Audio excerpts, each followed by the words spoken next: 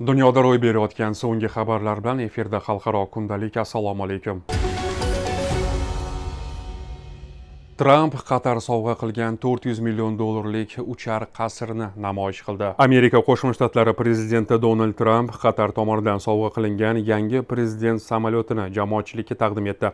Uning aytishicha, mazkur layner kelgusida mamlakat rahbarining asosiy havo transportiga aylanadi. Bu haqda NBC News xabar berdi. Ma'lum qilinishicha, taqdimot Washington yaqinidagi Andrews harbiy havo bazasida bo'lib o'tgan. Tramp yangi Boeing 747-8 samolyotida tadbirga yetib kelgan va uni shaxsan ko'zdan kechirgan. Yangi bort qizil, oq va to'q ko'k ranglardagi yangi dizaynga ega bo'lib, avvalgi prezident samolyotlaridan tashqi ko'rinishi bilan farq qiladi. Trampning ta'kidlashicha, samolyot 4-iyul kuni AQSh mustaqilligining 250 yilligi munosabati bilan Washington osmonida o'tkaziladigan yirik aviashouda ishtirok etadi. Amerika Qo'shma Shtatlari prezidenti yangi laynerni uchuvchi oq uy deb atab, unda hozirgacha ko'rilmagan darajadagi qulaylik va hashamat yaratilganini ta'kidlagan. Shuningdek, u yaqin vaqt ichida amaldagi prezident samolyotlaridan foydalanishni to'xtatishiga ishora qilgan. Nashr ma'lumotiga ko'ra, samolyotning bozor qiymati taxminan 400 million dollarni tashkil etadi. Biroq uni prezident ehtiyojlariga moslashtirish, xavfsizlik tizimlari va maxsus jihozlar o'rnatish uchun qo'shimcha ravishda 1 milliard dollardan ortiq mablag' sarflangani aytilmoqda. Oq uyning ma'lum qilishicha, Trampning prezidentlik muddati yakunlanganidan keyin samolyot uning prezidentlik kutubxonasi jamg'armasiga topshiriladi. Shotlandiyadagi masjid yaqinida erkak bolta bilan odamlarga hujum qildi. Shotlandiyaning Edinburg shahridagi masjid yaqinida pichoq va bolta bilan qilingan hujumda 5 kishi jarohat oldi. Bu haqda BBC xabar berdi.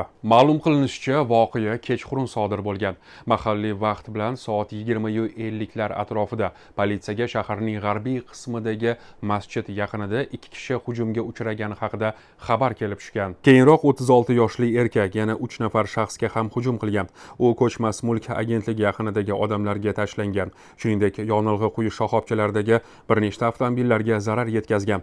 Do'konni vayron qilgan hamda birinchi hodisa joyidan bir necha kilometr uzoqlikdagi pizzeriya eshigini sindirgan. Politsiya ma'lumotiga ko'ra, jabrlanganlarning yoshi 22 yoshdan 39 yoshgacha bo'lib, ularning hayoti xavf ostida emas.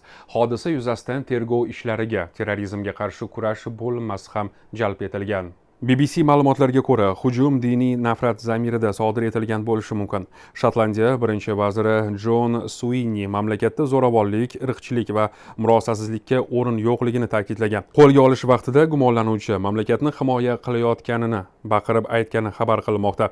Hozirda hodisaning barcha tafsilotlari o'rganilmoqda. Qatarda dunyodagi eng yirik gaz zavodi portladi. Qatarning Ras Laffan sanoat hududidagi zavodda yuz bergan portlash oqibatida 54 kishi jabrlandi va yana 18 kishi bedarak yo'qolganlar ro'yxatida qolmoqda. Bu haqda mamlakat Ichki ishlar vazirligi ma'lum qildi. Vazirlik xabariga ko'ra, ichki xavfsizlik kuchlari tarkibidagi Qatar xalqaro qidiruv-qutqaruv guruhi fuqarolik muhofazasi bo'linmalari bilan hamkorlikda bedarak yo'qolganlarni qidirish ishlarini boshlagan. Hodisa Doha shahri yaqinidagi Qatar Energy kompaniyasiga qarashli korxonada sodir bo'lgan. Rasmiy ma'lumotlarga ko'ra, portlashga texnik nosozlik sabab bo'lgan.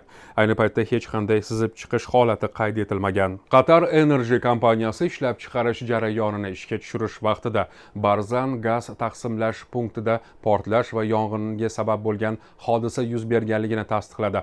Yong'inni bartaraf etish uchun voqea joyiga zudlik bilan qutqaruv va yong'in o'chirish guruhlari yuborilgan. Kompaniya yong'in nazorat ostiga olinganligini bildirdi. Ma'lumot uchun, Ras Laffan mart oyida ham raketa hujumlariga uchragan edi.